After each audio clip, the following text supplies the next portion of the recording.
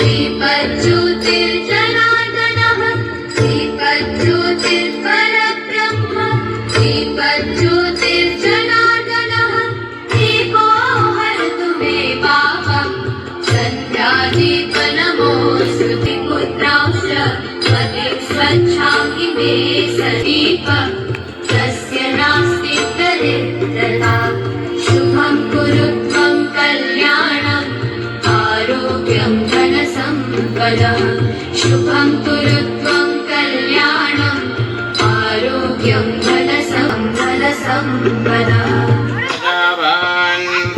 पशुमान् भवति य एवं वेद योपामायतनं वेद। మనకు ముందుగా హనుమాన్ చాలీసా మనకు జాగృతి స్కూల్ విద్యార్థులు పర్ఫార్మెన్స్ చేస్తున్నారు. ఒకసారి అందరూ గట్టిగా క్లాప్స్ కొట్టాలండి.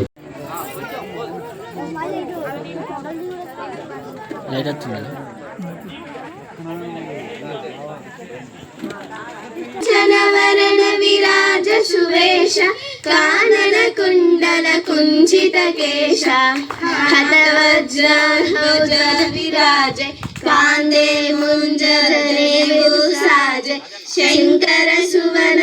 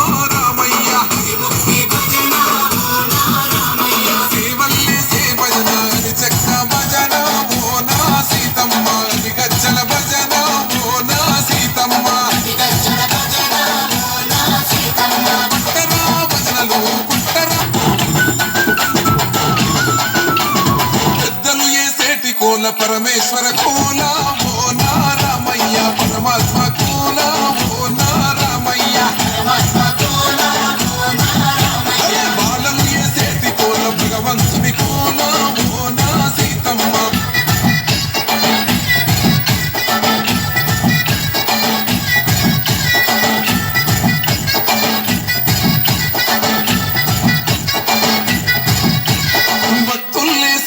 భజన అది భక్తి భజన ఓ నారామయ్య అది భక్తుల భజన ఓ నారామయ్య వీరుల్లేసే భజన అది వీర భజన ఓ నా సీతమ్మ విశ్వమంత భజన ఓ నా సీతమ్మ పూజలే చెయ్యాలే పుణ్యమే జరగాలే పాపమే పోవాలే దోషమే తొలగాలే శంభో శంకరమూర్తి జగమూర్తి లెగుమా ఓహో శంకరము రావయ్య జంగమా లింగమా శంభో శంకరమూర్తి జగమూర్తి లెగుమా ఓహో శంకరము రావయ్య జంగమా లింగమా.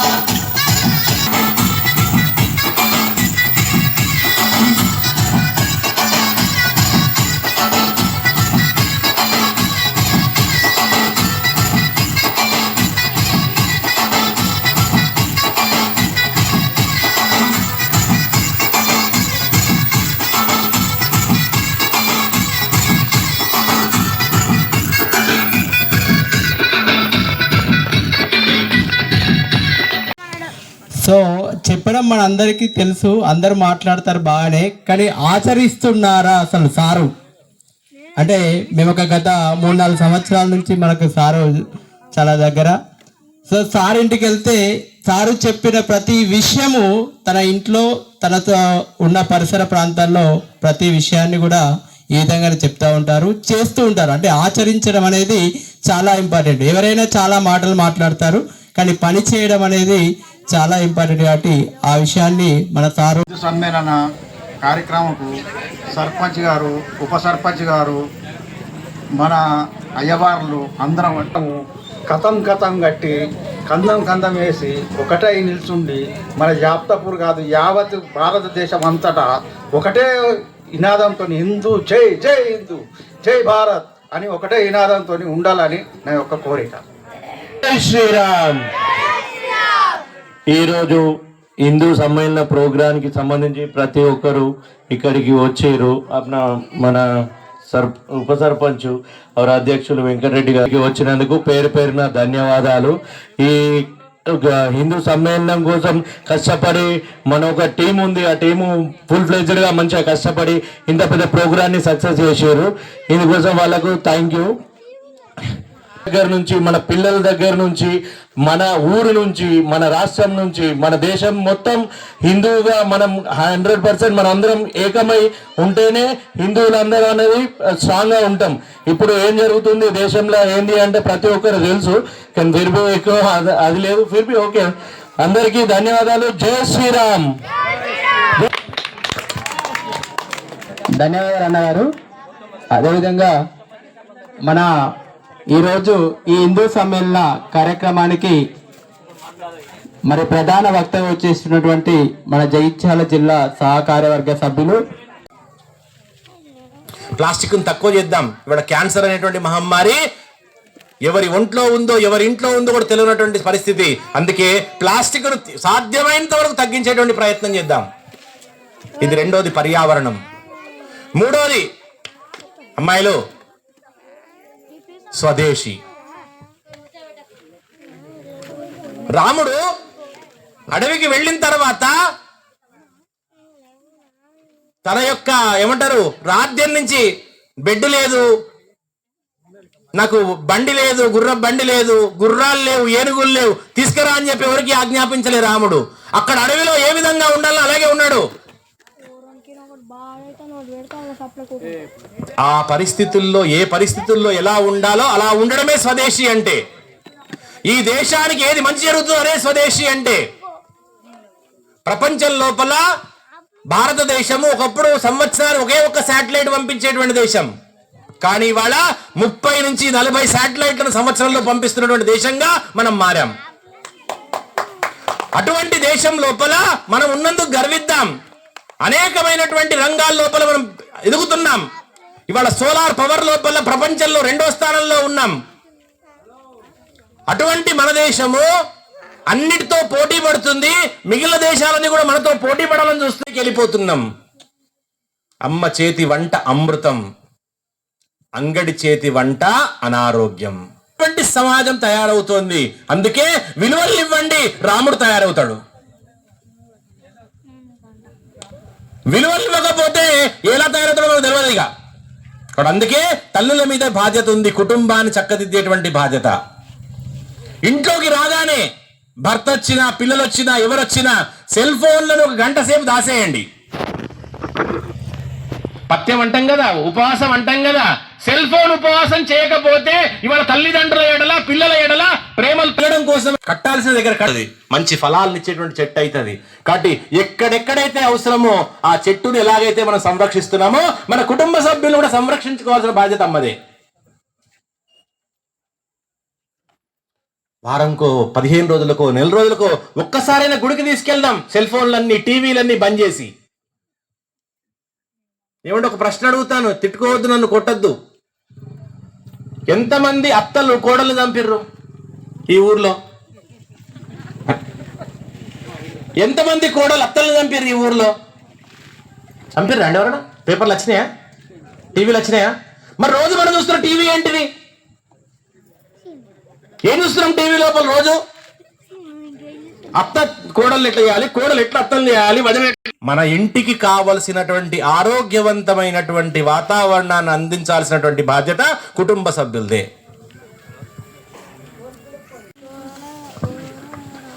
ధన్యవాదాలు.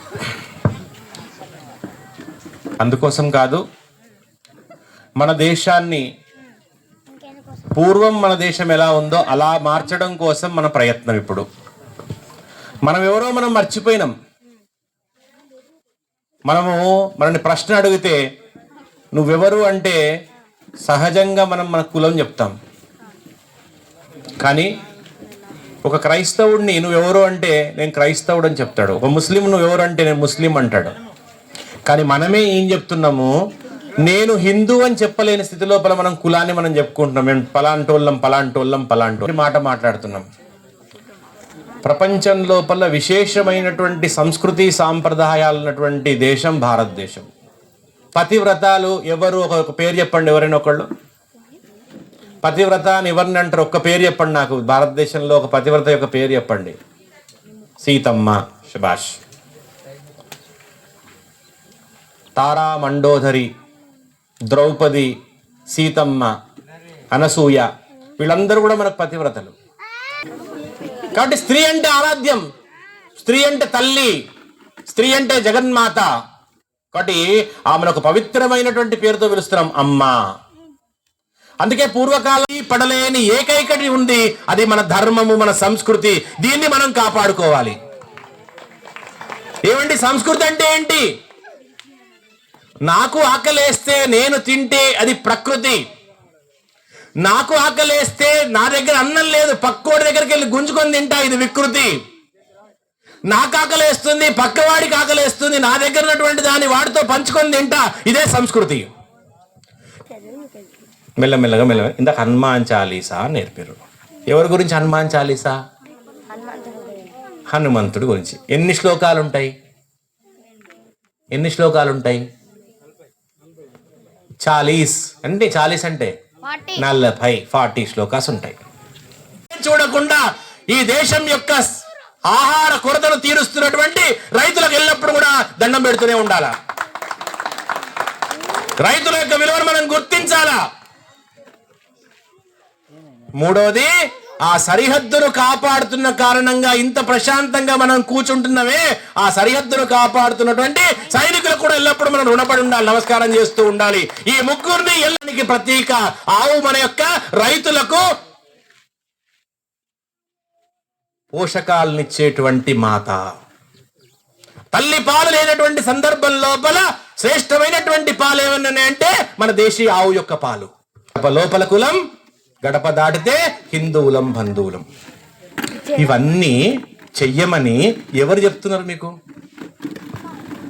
ఇవన్నీ చేయమని ఎవరు చెప్తున్నారు మీకు? ఇప్పుడు రాష్ట్రీయ స్వయం సేవక్ సంఘం 100 సంవత్సరాల సందర్భంగా సమాజంలో ఉన్న ప్రతి ఇంటికి వెళ్ళి ప్రతి హిందువును కలిసి ఈ విషయాన్ని చెప్పడం కోసమే ఇవాళ హిందూ సమ్మేళనం నిర్వహిస్తుంది. మనం మర్చిపోయాం, మనం ఎవరో, మన అస్తిత్వం ఏంటిదని మర్చిపోయాం. మనందరం భరతమాత సంతానం అనేది మర్చిపోయాం. కులాలుగా, వర్గాలుగా, అనేకమైనటువంటి జాతులుగా విడిపోయి ఉన్నాం. ఆ విడిపోయినటువంటి జాతిని ఏకీకృతం చేసి కాదు మనందరం భరతమాత బిడ్డలం, మనం ఈ భరతమాత సంతానం, ఈ దేశం కోసం, ఈ ధర్మం కోసం నడుము కట్టాల్సినటువంటి బాధ్యత మనదే అని గుర్తించడం కోసం, గుర్తు చేయడం కోసం రాష్ట్రీయ స్వయం సేవక్ సంఘం అనేటువంటి సంస్థను 1925వ సంవత్సరం దసరా నాడు పరమ పూజనీయ కేశవరావు బలరాం పంత్ హెడ్గేవార్ అనేటువంటి వ్యక్తి పరమ పూజనీయ ఈ సమాజంలో ఉన్నటువంటి వ్యక్తులను దేశభక్తులుగా మార్చాలి.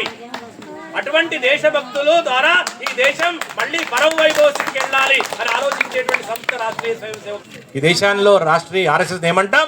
Ready for selfless service. నాకంటూ ఏంటి అనేది లేకుండా ఈ సమాజం కోసం ఆలోచించేటువంటి వ్యక్తుల సముదాయాన్నే RSS అంటాం. ఈ RSS కు గడప దాడితే హిందువులం బంధువులం. మనం స్కూల్లో కూడా చెప్తారు, మన టీచర్ గారు అందరు ఒకే రకమైన యూనిఫామ్ వేసుకొని రమ్మని చెప్తారు. ఎందుకు తెలుసా? ఎవరు వీళ్ళు ఈ కులం వాళ్ళు, వీళ్ళు ఈ కులం వాళ్ళు, వీళ్ళు ఈ కులం వాళ్ళు అని తెలియకుండా పిల్లల లోపల దగ్గర నుంచి అందరికి సమాభావన నేర్పడానికి కోసమే చెప్తుంది స్కూల్లో కూడా. ఇందాక చెప్పారు తల్లి గురువు ఫస్ట్ అని, తర్వాత తండ్రి. దీనికి అన్నిటికీ కొన్ని కారణాలు ఉన్నాయి. మన హిందువులం అందరం ఐక్యత లేకపోవడం వల్లనే ఇలాంటివి కనబడుతున్నాయి మన ముందట. మనం ఐక్యత ఉంటే అలాంటివి కనబడాయి. దాన్ని ఎవరం? మనం హిందువులం. మన ధర్మాన్ని మనం చూస్తలేం. దీనికి కారణం ఎవరు తెలుసా? కుటుంబ వ్యవస్థ. మన కుటుంబం ఐక్యతగా లేనప్పుడు తల్లిదండ్రులు వాళ్ళ పిల్లలకు నేర్పించాలి. ఫస్ట్ గురువు ఎవరన్నారు? మాతృదేవో భవ. ఫస్ట్ తల్లి గురువు, తర్వాత తండ్రి, తర్వాత ఆచార్యులు. మనం మన ధర్మాన్ని ఆ పిల్లలకు ఆ తల్లిదండ్రులు చెప్పలేకపోతున్నారు. బొట్టు పెట్టుకోండి, చేతికి గాజులు వేసుకోండి, ఇలా ధర్మంగా ఉండాలని చెప్పండి. అదే అబ్బాయి. కానీ కొంతమంది వలన దేశం ఇప్పటికి కూడా నా భారతదేశం మేము హిందువులమని చెప్పుకునే స్థితికి చేసిన వాళ్ళు కొంతమంది ఉన్నారు. మన గ్రామం లోపల కూడా రాజకీయ పరంగా విభేదం పెట్టుకోకుండా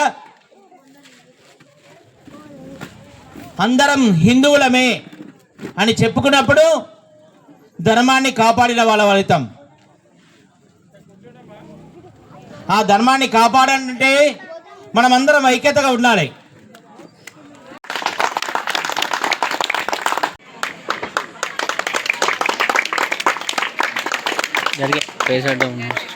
ఏమైందో ఏం కది లైట్ దానికి ఏమైందో.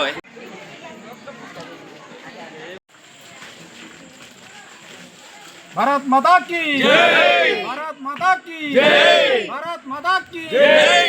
జై శ్రీరామ్, జై శ్రీరామ్, జై శ్రీరామ్, జై శ్రీరామ్.